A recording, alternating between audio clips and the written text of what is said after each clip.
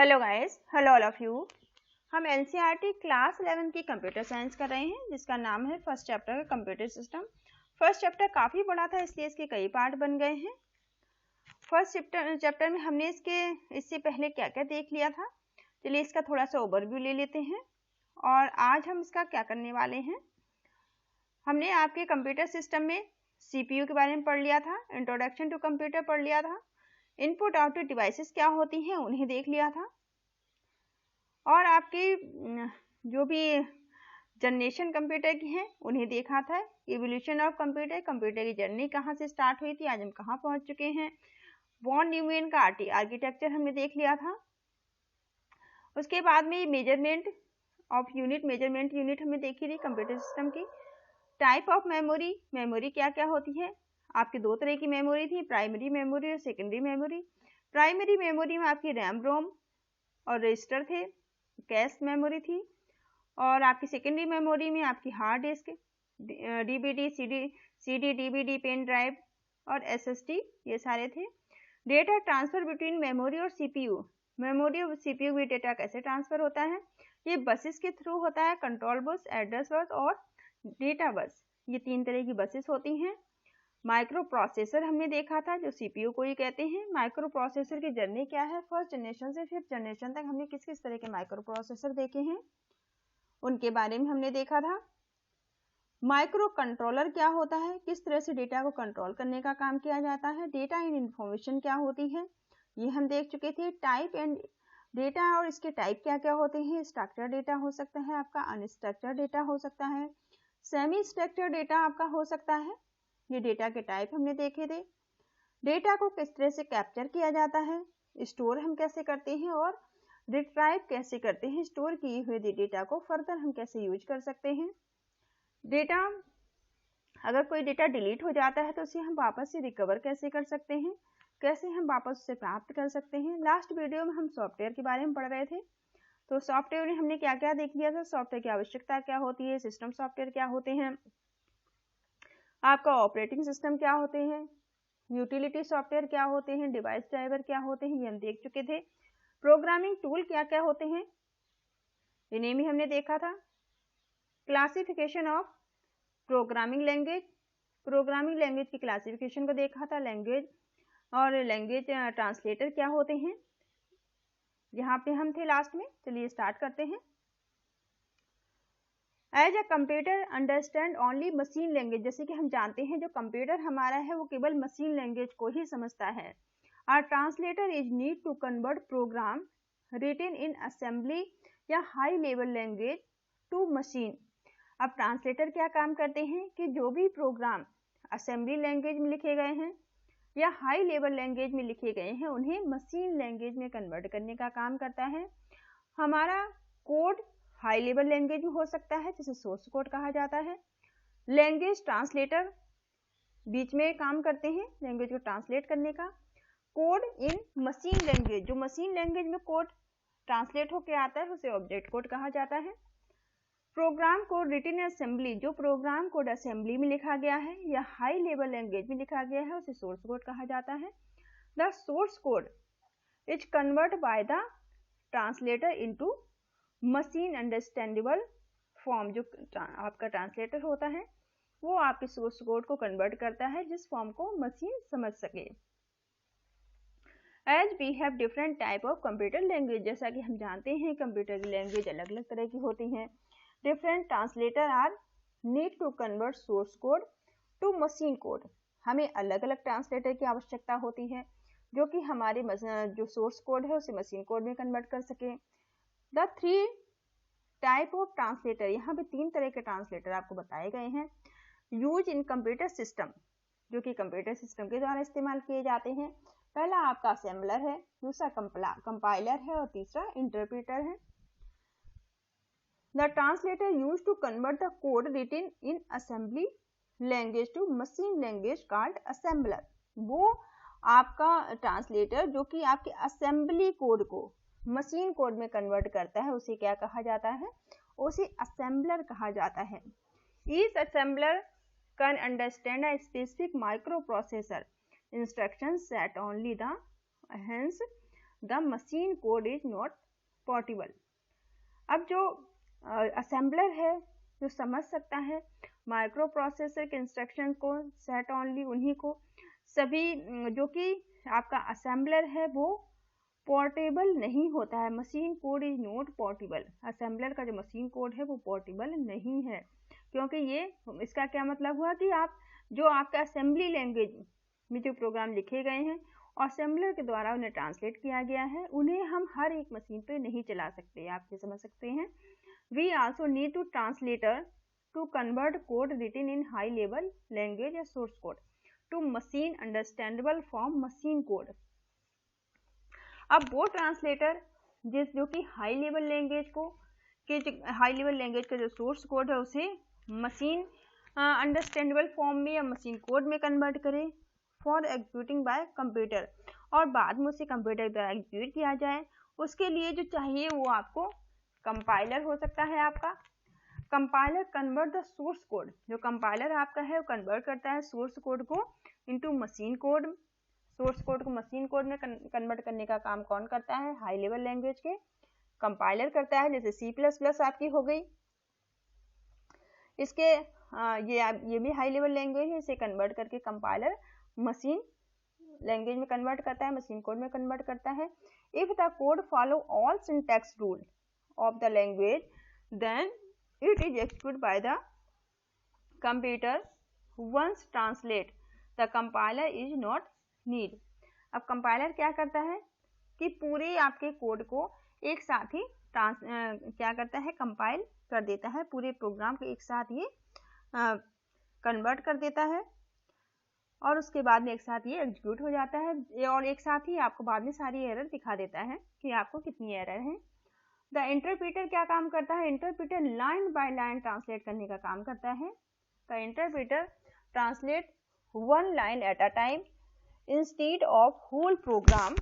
पूरे प्रोग्राम को ट्रांसलेट करने के बजाय ये लाइन बाय लाइन ट्रांसलेट करता है। Interpreter take one line convert it into the executable code if the line is syntactically correct. अगर लाइन जो आपके करेक्ट है तो वो एग्जीक्यूट हो जाएगी। Then repeat these step for all line. यही जो स्टेप है वो सभी लाइन के लिए एग्जीक्यूट होंगी। Hence interpreter is always need whenever the source code is to be executed। जब सोर्स कोड को एग्जीक्यूट करने के लिए आपको इंटरप्रेटर की जरूरत होती है। Program development tool. अब प्रोग्राम डेवलपमेंट टूल क्या क्या हो सकते हैं? Whenever we decide to write a program, जब हम ये डिसाइड करते हैं कि हमें कोई प्रोग्राम लिखना है, we need a text editor, तो हमें कोई ना कोई टेक्स्ट एडिटर भी चाहिए होता है। बिना टेक्स्ट एडिटर के तो आप कहाँ लिखेंगे? And text editor is a software. Text editor जो होता है वो क्या होता है? वो एक सॉफ्टवेयर होता है that allow user to create a text file, जो कि यूजर को परमिशन देता है कि वो कोई टेक्स्ट फाइल को क्रिएट कर सके। Where we type instruction and store the file as a source code. अब इंस्ट्रक्शन को लिखकर और उसे एज अ सोर्स कोड वो उसे सेव कर सकते हैं। Then the appropriate translator is use to get a object code for execution. और प्रोग्राम को एग्जीक्यूट करने के लिए कोई ना कोई ट्रांसलेटर की आवश्यकता होती है। In order to simplify a program development there are software called the integrated development environment. जो सॉफ्टवेयर चाहिए होता है, जो एडिटर है प्रोग्राम को लिखने के लिए, उसे क्या कहा जाता है? IDE कहा जाता है, इंटीग्रेटेड डेवलपमेंट एनवायरनमेंट कहा जाता है। कंसिस्टिंग ऑफ टेक्स्ट एडिटर, जो कि text editor, building tool and debugger होता है। आप प्रोग्राम कैन बी टाइप्ड, जो प्रोग्राम टाइप कर सकते हैं, फिर उन्हें कंपाइल कर सकते हैं, उनकी डबिंग कर सकते हैं फ्रॉम द IDE डायरेक्टली, जिसकी IDE से डायरेक्टली ये सारे काम हो जाते हैं। Beside Python, Python IDLE use करता है, आप याद रखेंगे। पाइथन किसका यूज करता है? कौन से एडिटर का? IDLE यूज करता है। नेटबीन, एक्लिप्स, एटम्स और लेजरस और and few other example of IDE। Example आपके IDE के हैं। Debug are the name imply is the software detect and correct the error. ठीक है, डबग क्या है? एक नाम है जो कि सॉफ्टवेयर से एरर को, एक सॉफ्टवेयर का नाम है जो कि एरर को डिटेक्ट करता है, करेक्ट करता है। इन द सोर्स कोड में। एप्लीकेशन सॉफ्टवेयर क्या क्या हो सकते हैं? A system software provide the source functionality of the computer system. जो आपका सिस्टम सॉफ्टवेयर है वो प्रोवाइड करता है core functionality of computer system की। However different user need the computer system to different purpose depending upon their requirement, hence a new category of the software जो नई category है is need the cater to different requirement of the individual की जो भी requirement है उनको fulfill करने के लिए the specific software that work on top of the system software के जो top software होते हैं work करते हैं is the term of application software। Application software simple से समझिए कि जैसे कि आपका ऑफिस सभी आप जानते होंगे, तो एमएस ऑफिस क्या है? ये भी एक एप्लीकेशन सॉफ्टवेयर है। ऑफिस का पूरा पैकेज होता है जिसमें पावर पॉइंट है, एमएस वर्ड है, एमएस एक्सेस है, एक्सेल है, आपका पेंट ब्रश है, ये सब क्या है? ये सभी एप्लीकेशन ही सॉफ्टवेयर होते हैं। There are the again two broad category of application software. Application software को भी दो कैटेगरी में डिवाइड किया गया है। तो जनरल पर्पज होते हैं, दूसरे कस्टमाइज एप्लीकेशन सॉफ्टवेयर होते हैं। जनरल पर्पज क्या हो सकते हैं? Application software developed for specific application, जो generic application to cater to a bigger audience in general is called a general purpose software. General purpose software वो होते हैं जो अधिकतर लोगों के द्वारा यूज किए जाते हैं। सच रेडीमेड एप्लीकेशन, जो रेडीमेड एप्लीकेशन सॉफ्टवेयर होते हैं, can be used by end user as per their requirement. जैसे कि आप एग्जांपल ले सकते हैं ऑफिस का ही स्प्रेडशीट, सभी जानते हो एमएस एक्सेल स्प्रेडशीट टूल का यूज कर सकते हैं, जो कैल है। ऑफ लिब्रा ऑफिस यूज कर सकते हैं, can be used by any computer user to do the calculation के लिए हम यूज कर सकते हैं लिब्रा ऑफिस का। और द क्रिएट अकाउंट शीट को स्प्रेडशीट के लिए यूज कर सकते हैं, स्प्रेडशीट सॉफ्टवेयर को। एडोब फोटोशॉप, IGMP का यूज कर सकते हैं। मोजिला वेब ब्राउजर सब जानते हैं, ये भी एक जनरल पर्पज एप्लीकेशन सॉफ्टवेयर है जो ब्राउजर है। iTunes और fall in the category general purpose software. ये सभी किसकी कैटेगरी हैं? जनरल पर्पज सॉफ्टवेयर की, जो कि बहुत ज़्यादा यूज किया जाता है ऑडियंस के द्वारा। अब नेक्स्ट है आपके कस्टमाइज सॉफ्टवेयर। कस्टमाइज सॉफ्टवेयर क्या क्या हो सकते हैं? There are the custom and tailor made application software that are developed to meet the requirement of the specific organization. किसी खास ऑर्गेनाइजेशन या इंडस्ट्री की रिक्वायरमेंट पे जो सॉफ्टवेयर डेवलप किए गए हैं उन्हें कहते हैं customize software. They are better suited to need of an individual और एन ऑर्गेनाइजेशन। किसी इंडिविजुअल के लिए भी हो सकते हैं और किसी ऑर्गेनाइजेशन के लिए भी हो सकते हैं, पूरी किसी संस्था के लिए हो सकते हैं। Considering the they are design to per specific requirement, जो कि किसी खास रिक्वायरमेंट के लिए, किसी खास उद्देश्य के लिए इन्हें डिजाइन किया गया है। यहाँ पर कुछ एग्जाम्पल दिए गए हैं। User defined software including website, जैसे कि वेबसाइट है। स्कूल मैनेजमेंट सॉफ्टवेयर हो गए आपके, ये भी आपके कस्टमाइज सॉफ्टवेयर होते हैं, स्पेशल किसी खास पर्पज के लिए डिजाइन किए गए हैं। अकाउंटिंग सॉफ्टवेयर, ये भी किसी खास पर्पज के लिए डिजाइन किया गया है। इस तरह के जो सॉफ्टवेयर होते हैं वो आपके कस्टमाइज सॉफ्टवेयर कहलाते हैं। प्रॉपर्टी या फिर कुछ फ्री सोर्स सॉफ्टवेयर भी होते हैं जो आपको फ्री में अवेलेबल होते हैं। Free and open source software क्या हो सकते हैं, इनको देख लेते हैं। The development of some application software provide their source code. कुछ ऐसे सॉफ्टवेयर होते हैं फ्री में जो आपको सोर्स कोड प्रोवाइड करते हैं, as well as software freely to public, जो कि सभी के लिए फ्री हैं। वो सॉफ्टवेयर जो कि सबके लिए फ्री है वो अपना सोर्स कोड आपको प्रोवाइड करते हैं। विद द एम, इनका उद्देश्य क्या होता है? Develop and improvement further with each other help, सभी की हेल्प से भी सॉफ्टवेयर को और अच्छा बना सके, इम्प्रूव कर सके। Such example is known as free open source software. Free open source software के यहाँ पे कुछ एग्जाम्पल दिए गए हैं। एक तो आपका FOSS है, फ्री ओपन सोर्स सॉफ्टवेयर है।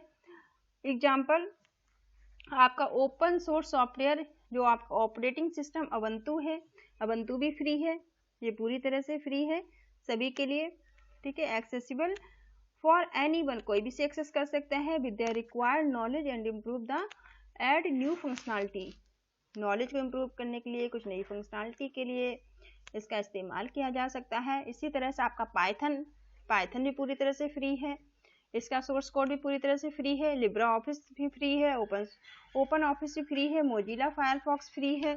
ये सारे आपके पूरी तरह से फ्री सॉफ्टवेयर जो कि अवेलेबल हैं। फ्री और ओपन सोर्स सॉफ्टवेयर ने कहा जाता है। सोर्स कोड में not be available, such software are called freeware. Example, freeware कुछ सॉफ्टवेयर ऐसे होते हैं जो फ्रीवेयर होते हैं, उनके सोर्स कोड अवेलेबल नहीं होता है। एग्जाम्पल, फ्रीवेयर सॉफ्टवेयर में आपके स्काइप आता है, अडोब रीडर आता है। When the software to use has to be purchased from the, जब आप सॉफ्टवेयर को कुछ परचेज करते हैं या कॉपीराइट करते हैं of the software, when the property software कहलाते हैं। वो क्या कहलाते हैं? जब आप किसी का कॉपीराइट करते हैं वो सॉफ्टवेयर, वो आपके प्रॉपर्टी सॉफ्टवेयर कहलाते हैं। जैसे कि कुछ सॉफ्टवेयर हैं आपका माइक्रोसॉफ्ट विंडो हो गई, टैली हो गई, इस तरह कुछ सॉफ्टवेयर होते हैं। ऑपरेटिंग सिस्टम क्या होता है? अब हम ऑपरेटिंग सिस्टम के बारे में देख लेते हैं। Operating system can be consider to the resource management which manage all the resources of the computer system. Computer system के सारे रिसोर्सेज को मैनेज करने वाला सॉफ्टवेयर जो होता है वो ऑपरेटिंग सिस्टम होता है। आप ये मान लीजिए सिंपल सा कि ऑपरेटिंग सिस्टम के बिना आपका कंप्यूटर कुछ भी नहीं है। आपका कंप्यूटर सिर्फ एक हार्डवेयर है, जब तक उसमें ऑपरेटिंग सिस्टम नहीं होगा। आपका सिस्टम बिना ऑफिस के चल सकता है, बिना एप्लीकेशन सॉफ्टवेयर के चल सकता है, लेकिन आपका सिस्टम बिना ऑपरेटिंग सिस्टम के नहीं चल सकता है। हार्डवेयर इंक्लूड सीपीयू, जिसमें कि हार्डवेयर होते हैं CPU, RAM, disk, networks and other input output devices हो सकते हैं। आल्सो कंट्रोल वेरियस एप्लीकेशन, जो कि बहुत सारे एप्लीकेशन को कंट्रोल करने का काम करती हैं। Application software, device driver, application software में डिवाइस ड्राइवर होते हैं। मैनेजर सिस्टम होते हैं सिक्योरिटी को मैनेजमेंट करने वाले। Handles access by different user, it is the most important system software. ये बहुत इंपॉर्टेंट सिस्टम सॉफ्टवेयर होते हैं। एग्जाम्पल, पर्पज ऑपरेटिंग सिस्टम और विंडो। ऑपरेटिंग सिस्टम के एग्जाम्पल क्या है? आपके विंडोज, लाइनक्स, एंड्रॉयड, मैकिन्टोश, ये सारे आपके किसी एग्जाम्पल है ऑपरेटिंग सिस्टम के। Type of user interface operating system. Operating system क्या है? ऑपरेटिंग सिस्टम एक यूजर के लिए एक इंटरफेस का काम करता है। कमांड बेस्ड इंटरफेस आपका हो सकता है। ग्राफिकल, ये किस किस तरह के इंटरफेस आपको मिल सकते हैं? कमांड बेस हो सकता है, जो आपका यूनिक्स लाइनक्स कमांड बेस होता है। डॉस भी कमांड बेस है। ऐसे आपकी ग्राफिक यूजर इंटरफेस जो आपकी विंडो है। टच बेस्ड इंटरफेस हो सकता है। वॉइस बेस्ड इंटरफेस आपको मिल सकता है और गेस्चर बेस्ड भी इंटरफेस आपको प्रोवाइड हो सकता है। ये type of user interface of operating system. Operating system के यूजर इंटरफेस यहाँ बताए गए हैं। The primary object of operating system are two fold. Basically अगर हम बात करें तो इसके दो फोल्ड हो सकते हैं ऑपरेटिंग सिस्टम के। The first is the provide services for building and running application software. Application software को बिल्ड करने के लिए, एप्लीकेशन सॉफ्टवेयर को रन कराने के लिए आपको ऑपरेटिंग सिस्टम की आवश्यकता होती है। When an application program need the run, ताकि एप्लीकेशन प्रोग्राम आपके रन हो सके। ऑपरेटिंग सिस्टम नहीं होगा तो एप्लीकेशन का तो मतलब ही नहीं है।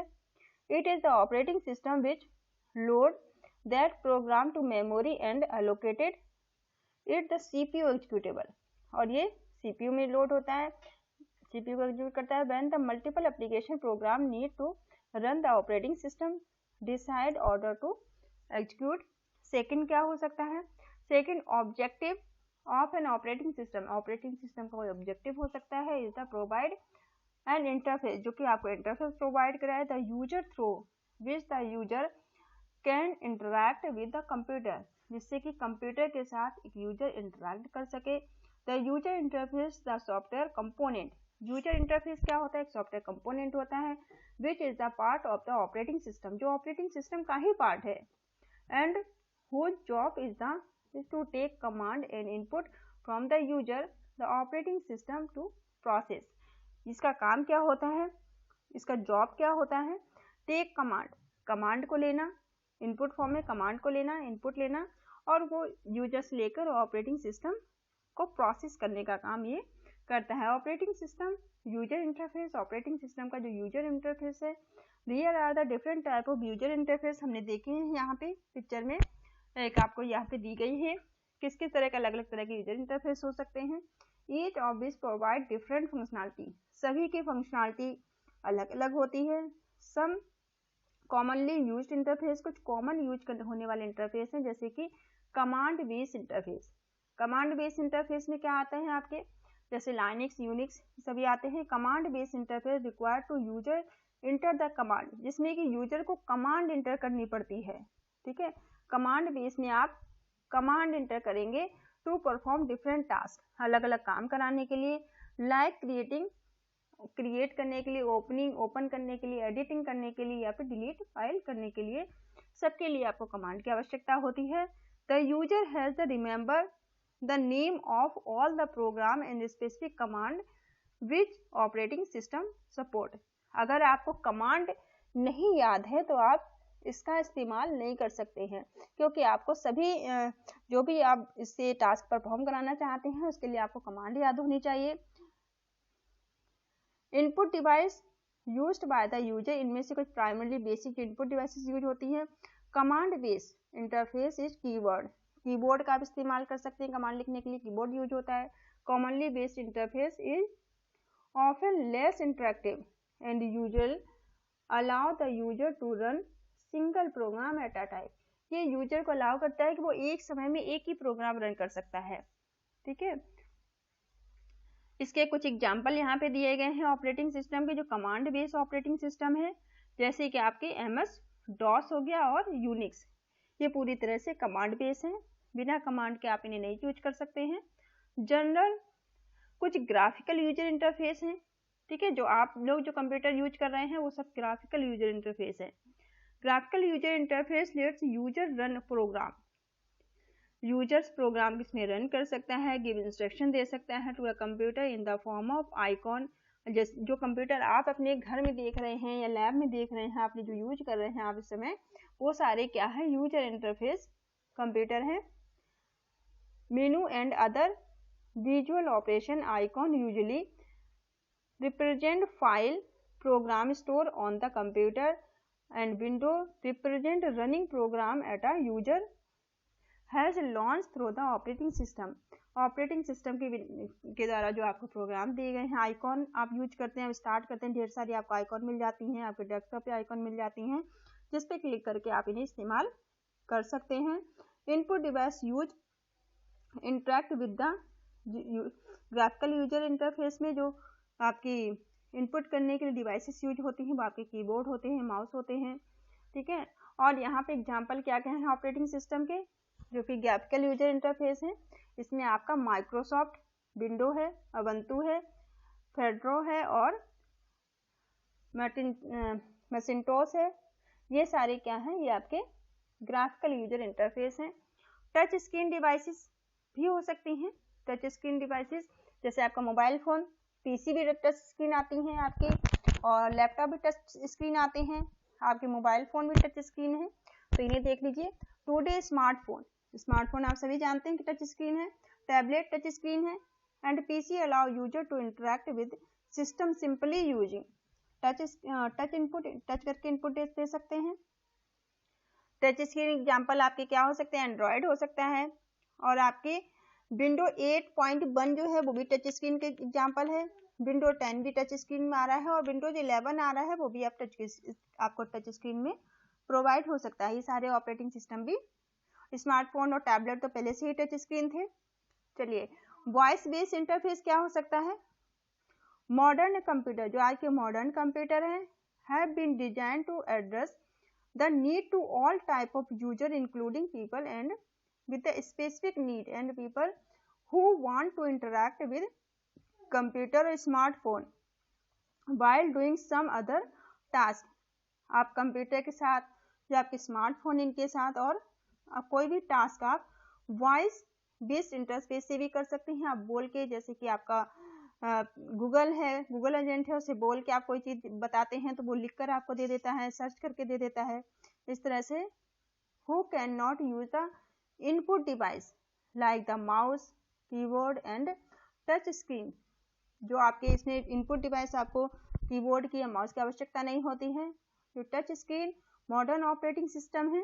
Provide other means the human computer interaction, जो कि ह्यूमन कंप्यूटर इंटरेक्शन है। आप कोई चीज़ बोल के बताएंगे तो आपको सर्च करके बता देंगे।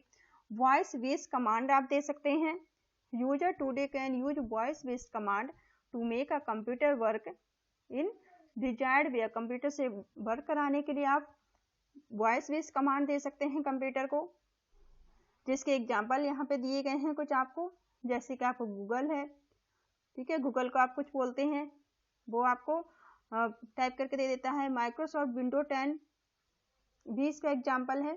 दूसरा है कस्टम आपका gesture based interface. Gesture based interface क्या क्या हो सकते हैं? सम स्मार्टफोन, इसमें भी कुछ स्मार्टफोन आते हैं, आपके एंड्रॉयड आते हैं जो कि गेस्चर बेस्ड हो सकते हैं, जो कि गेस्चर बेस्ड के एग्जाम्पल हो सकते हैं। फिर functioning of operating system, operating system के फंक्शन क्या क्या हो सकते हैं? प्रोसेस मैनेजमेंट इसमें हो सकता है। While the computer system is operations different tasks and running simultaneously, computer क्या होता है? अलग अलग टास्क को एक साथ कई सारे काम आप एक सिस्टम से करा सकते हैं। मेमोरी मैनेजमेंट, मेमोरी मैनेजमेंट में प्राइमरी और मेन मेमोरी, या प्राइमरी आपकी जिसे मेन मेमोरी कहा जाता है, और computer system is usually limited, जो कि क्या होती है? लिमिटेड होती है, बहुत कम होती है। इसलिए कोई स्टोरेज डिवाइस नहीं है, क्योंकि ये बहुत ज़्यादा महंगी होती है और इसलिए ये साइज में आपकी बहुत छोटी होती है। जैसे आपने देखा होगा 2 GB 4 GB इस तरह से आती है आपकी जो मेन मेमोरी है, जिसे रैम बोलते हैं। The main task of memory management is to give, allocate and take free memory. इसका काम क्या है मेन? कि आप इसे मैनेजमेंट करना, मेमोरी का किसी टास्क को एलोकेट करना और मेमोरी को फ्री करना। मेमोरी फ्रॉम रनिंग प्रोसेस, ये सिर्फ रनिंग कराने के लिए होती है, रनिंग के समय से इस्तेमाल किया जाता है। Since there is multiple process running at a time, एक समय में बहुत सारे प्रोसेस चल रहे होते हैं, बहुत सारा काम। जैसे आप कंप्यूटर से एक समय में आप टाइपिंग भी कर रहे हैं, उसी समय आपने सॉन्ग चला रखे हैं, उसी समय आपने नेट भी खोल रखा है, तो सारे टास्क को ये वन बाय में मैनेज करने का काम करती है। एक मेमोरी को मैनेज करने का काम किसका होता है? ये आपकी मेन मेमोरी या प्राइमरी मेमोरी का होता है। चलिए इस वीडियो को यहीं तक रखते हैं, वीडियो काफ़ी बड़ा हो रहा है। Thank you all of you, thank you for watching.